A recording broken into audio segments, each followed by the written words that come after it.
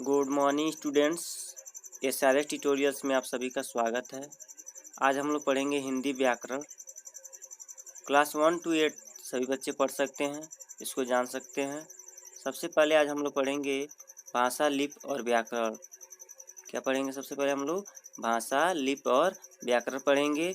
इसको काफ़ी अच्छे ढंग से पढ़ना है। और जो लोग हमारे चैनल को सब्सक्राइब नहीं किए हैं वो हमारे चैनल को सब्सक्राइब कर देंगे। और वीडियो लास्ट में देखने के बाद आप हमारे वीडियो को शेयर ज़रूर कर दीजिएगा। तो चलिए स्टार्ट करते हैं।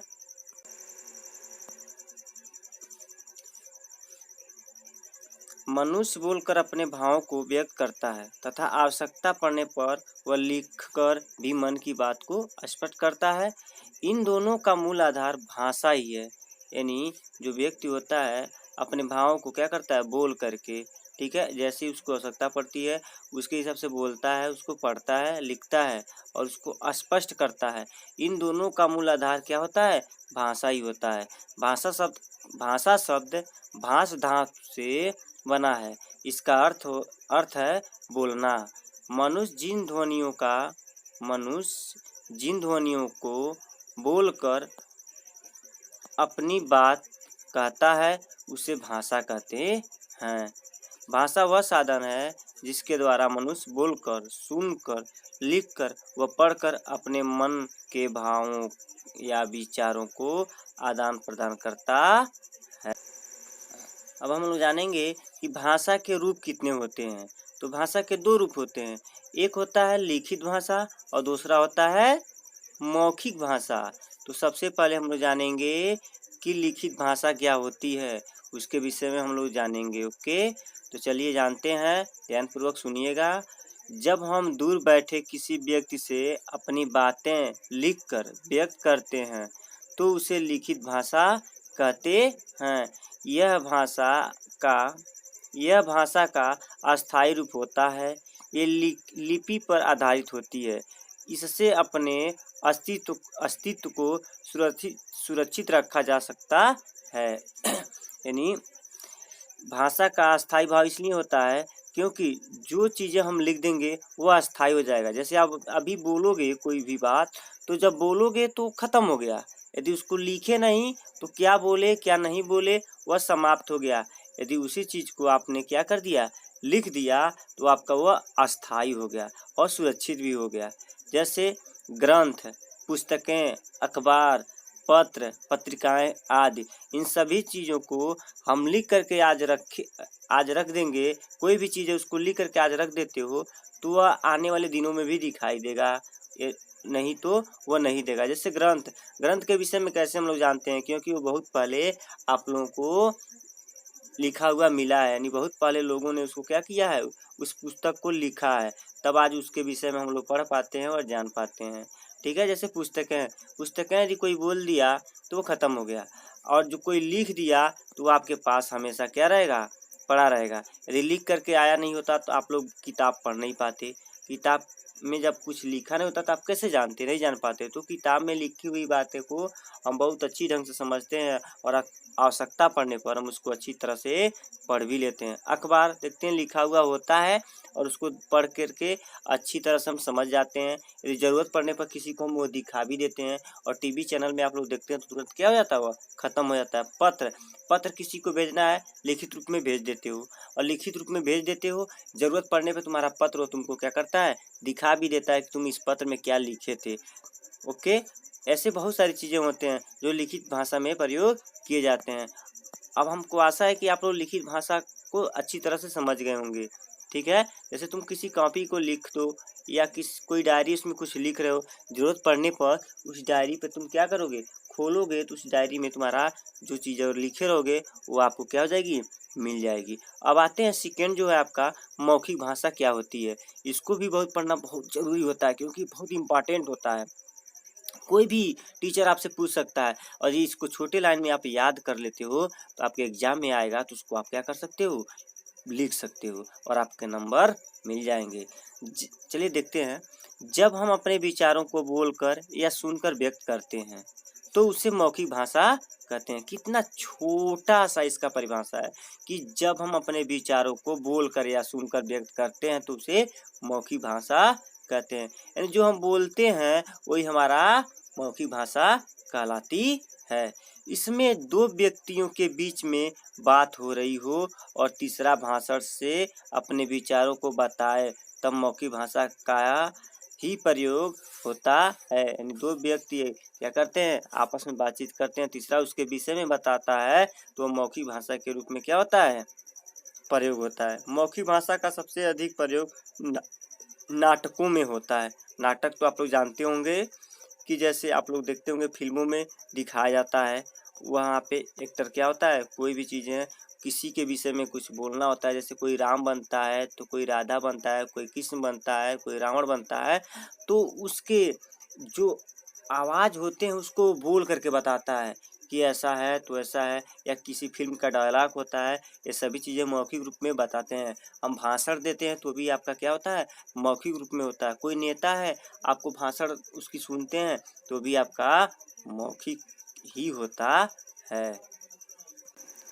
इसमें क्या है कि भाषा के भेद होते हैं। भाषा के 4 भेद होते हैं। सबसे पहला होता है मातृभाषा, दूसरा होता है राज्य भाषा, तीसरा होता है राष्ट्रभाषा और चौथा होता है मानक भाषा। तो जो नहीं जानता है वह जान ले और इसको याद कर ले और अपने दोस्तों से यह बात पूछे और बताए। घर पे भी यदि बड़े दीदी भैया हैं तो उनसे भी आप लोग पूछिए कि मातृभाषा क्या होती है, राजभाषा क्या होती है, राष्ट्रभाषा क्या होती है और मानक भाषा क्या होती है। यदि वह जानते हैं तो काफ़ी अच्छी बात है, यदि नहीं जानते हैं तो उसको आज पढ़ लीजिए आप लोग और उनको ज़रूर बताइए। ओके, तो सबसे पहले हम लोग जानेंगे कि मातृभाषा क्या होती है। चलिए जानते हैं। जिस भाषा को बालक बचपन में अपनी माँ से सीखता है उसे मातृभाषा कहते हैं। यानी जिस भाषा को आप लोग या हम लोग बचपन में सीखे रहते हैं, किसके द्वारा, माँ और पिता के द्वारा, उसे मातृभाषा कहते हैं। ओके, अब आपका दूसरा क्या है, राजभाषा क्या होती है। तो राजभाषा जानना बहुत ज़रूरी है। देखिए, जब किसी देश में सरकारी काम में भाषा का प्रयोग होता है उसे राजभाषा कहते हैं। जैसे अंग्रेजी हमारी राजभाषा है। यानी जब किसी देश में सरकारी काम में भाषा का प्रयोग होता है उसे राजभाषा कहते हैं। हर एक राज्य में उसकी राजभाषा होती है। तीसरा है आपका राष्ट्रभाषा क्या होती है। भारत में अनेक भाषाएं बोली जाती हैं, पढ़ी जाती हैं, लिखी जाती हैं, सुनी जाती हैं। सब प्रदेशों की अपनी अलग अलग भाषा होती हैं। भारतीय संविधान में 22 भाषाओं को स्वीकार किया गया है। संस्कृत, हिंदी, अंग्रेजी, उर्दू, असमिया, पंजाबी, नेपाली, तमिल, तेलुगु, कन्नड़, गुजराती, बांग्ला, उड़िया, कश्मीरी, कोंकणी, मणिपुर, मराठी, मलयालम, मैथिली, डोंगरी, बोडो, संथाली और सिंधी आदि। इन सभी भाषाओं का प्रयोग अपने अपने क्षेत्र में ही किया जाता है, पर हिंदी को पूरे भारत में बोला जाता है, इसलिए राष्ट्रभाषा कहते हैं। जो हिंदी होता है आपका राष्ट्रभाषा होता है, क्योंकि राष्ट्रभाषा पूरे देश में बोला जाता है। यानी पूरे देश का मतलब सिर्फ भारत देश में नहीं कि सभी हर एक देश का उसका एक राष्ट्रभाषा होता है। उस तरह से अपने देश में हर एक राष्ट्र में उसका अलग अलग राष्ट्रभाषा होता है। जैसे आप लोग कहीं पे जाएंगे तो गुजरात में जाएंगे तो गुजराती मिलेगा, ठीक है। उसके बाद से तमिल में जाएंगे तो तमिली, नेपाल में जाएंगे नेपाली भाषा भी आपके यहाँ मिलेगा, पंजाब में जाएंगे तो पंजाबी मिलेगा, ठीक है। ऐसे बहुत सारे हैं। अब लास्ट है आपका मानक भाषा क्या होती है। इसको भी जानना बहुत ज़रूरी होता है। यानी मानक हिंदी भाषा का ही मानक रूप होता है।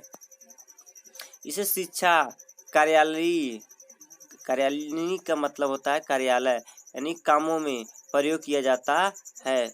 हम जानते हैं कि भाषा का क्षेत्र काल और पात्र की दृष्टि से व्यापक होता है। सभी भाषाओं के विविध रूप को मानक कहते हैं। ओके, अब हम जान लेते हैं कि लिपि किसे कहते हैं। उसका सबसे आसान परिभाषा आप लोग को बताएंगे, बहुत अच्छा इसको याद कर लीजिएगा। किसी भी भाषा के लिखने की विधि को लिपि कहा जाता है। यानी किसी भी भाषा के लिखने की विधि को लिपि कहा जाता है। यानी प्रत्येक भाषा के लिपि चिन्ह अलग अलग होते हैं तथा उन्हें अलग अलग नामों से जाना जाता है। जैसे हिंदी व संस्कृत भाषा की लिपि देवनागरी है। इसी प्रकार अंग्रेजी भाषा का लिपि रोमन, पंजाबी भाषा का लिपि गुरुमुखी और उर्दू भाषा की लिपि फारसी है। कुछ प्रसिद्ध भाषाएं एवं उनकी लिपियों के नाम इस प्रकार हैं। जैसे कि यहाँ पे दिया हुआ है आपका कि भाषा और उसकी लिपि, क्या दिया हुआ है, भाषा और उसकी लिपि दिया हुआ है। इसके विषय में हम लोग क्या करेंगे, पढ़ेंगे। ओके, क्या करेंगे, पढ़ेंगे। जैसे आप लोग देखेंगे यहाँ पे दिया है हिंदी, क्या दिया है, हिंदी, संस्कृत, मराठी। इसका जो लिपि है वह है देवनागरी। फिर है पंजाबी, पंजाबी की क्या है लिपि, गुरुमुखी। उसके बाद उर्दू फारसी भाषा का लिपि क्या है, फारसी है। फिर दिया है भाषा है अरबी भाषा का जो लिपि होता है वह अरबी ही होता है। इसको याद कर लो, बहुत ज़्यादा सब पूछते हैं इसको। अब है बंगला का जो लिपि होता है वह बंगला ही होता है। ओके, अब नेक्स्ट क्वेश्चन आपका क्या है, अंग्रेजी, जर्मन, फ्रेंच, स्पेनिश, ये सभी रोमन लिपि में होती है। रूसी का रूसी होता है। अब लास्ट आपका है व्याकरण किसे कहते हैं। यह हमेशा आपके एग्जाम में आता है कि व्याकरण किसे कहते हैं। पहले दिन क्लास में जाओगे तो टीचर जो हिंदी वाले आएंगे वो आपसे पूछेंगे कि चलो बेटा खड़े हो जाओ, आपने यहाँ तक पढ़ लिया तो चलो बताओ व्याकरण कहते किसे हैं। हिंदी व्याकरण पढ़ने जा रहे हो तो उसके विषय में तो कुछ बताना होगा, तभी तो सर पढ़ाएंगे और सबसे पहले तो पूछेंगे ही। तो उसको याद कर लीजिए। भाषा को शुद्ध रूप से लिखना, पढ़ना और बोलना सिखाने वाला शास्त्र व्याकरण कहलाता है। यानी भाषा को शुद्ध रूप में लिखना, पढ़ना और बोलना सिखाने वाला शास्त्र व्याकरण कहलाता है। अब यहाँ पे हम आप लोग को कुछ बहुविकल्पी प्रश्न दिए हुए हैं, इसमें आपको बताना है कि कौन क्या होता है। उसके बाद मैं भी बता दूंगा आपको क्या होता है। सबसे पहले दिया हुआ है कि आपका भाषा कहते हैं, भाषा किसे कहते हैं उसको आप लोग बताएंगे। किसे कहते हैं भाषा उस किसे कहते हैं उसको आप लोग क्या करेंगे, बताएंगे। तो सबसे पहले आप बताइए कि भावों के आदान प्रदान करने के साधन को, लिखने के ढंग को, भाषण देने की कला को, इन सभी को कौन बताएगा, कोई बताएगा। चलो कमेंट बॉक्स में जरूर बताना। तुम लोग आज नहीं बता रहे हो तो कमेंट बॉक्स में जरूर बताना। चलिए वेरी गुड, देखते हैं। तो ट्रिक लगा दिए हम, यानी भावों के आदान प्रदान के साधन को भाषा कहते हैं। अब आपका सेकेंड है लिपि कहते हैं किसे, भाषा के शुद्ध प्रयोग को, मौखिक भाषा को, भाषा के लिखने की विधि को, या इन सभी को। चलिए कौन बताएगा, जिसको बताना होगा कमेंट बॉक्स में जरूर बताएगा। तो हमको लगता है कि भाषा के लिखने की विधि को। ऐसे इधर आपको हम दे रहे हैं बहुत 2-4 क्वेश्चन और दे रहे हैं, इसको आप लोग करिएगा और नहीं आंसर मालूम होगा तो कमेंट बॉक्स में जरूर पूछिएगा। यहाँ पे देख लीजिए आप लोगों के क्वेश्चन तैयार हैं। बोलकर भाव एवं विचार व्यक्त करने वाली भाषा को कहते हैं। यानी जो मुख से बोलते हो उसको कौन सा भाषा कहते हो? सांकेतिक भाषा, लिखित भाषा, मौखिक भाषा या वैदिक भाषा?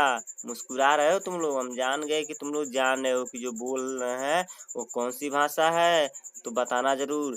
फिर है लिखित भाषा का अर्थ है, अब देखो फिर हंस रहे हो, लिपि को समझना, विचारों को लिखित रूप से किसी के समक्ष लिखकर विचार देना, विचारों को बोल बोल कर लिखना। लिखित भाषा का अर्थ क्या है, इसको आप लोग जरूर बताना। हिंदी भाषा की उत्पत्ति किस भाषा से हुई है? हिंदी भाषा की जो उत्पत्ति है वो किस भाषा से हुई है, बताओ। अंग्रेजी से, फ्रेंच से, उर्दू से या संस्कृत से? जरूर बताना। संविधान में कितनी भाषाओं को मान्यता प्राप्त है? 20, 21 या 22? अब हंस रहे हो, जान गए हो तो चलो ठीक है, कमेंट बॉक्स में जरूर बताना तुम लोग। ओके, तो आप लोग को अच्छा लगा हो तो शेयर जरूर करना, और शेयर करने के बाद यदि हमारे चैनल को सब्सक्राइब नहीं किए हो तो चैनल को सब्सक्राइब कर लो, और अपने दोस्तों के पास, अपने रिश्तेदारों के पास हमारी इस वीडियो को भेजो कि ताकि ज़्यादा से ज़्यादा बच्चे इसको देखें और लाइक कमेंट करें और उनको भी ये ज्ञान प्राप्त हो जाए। अगले वीडियो में फिर मिलते हैं, तब तक के लिए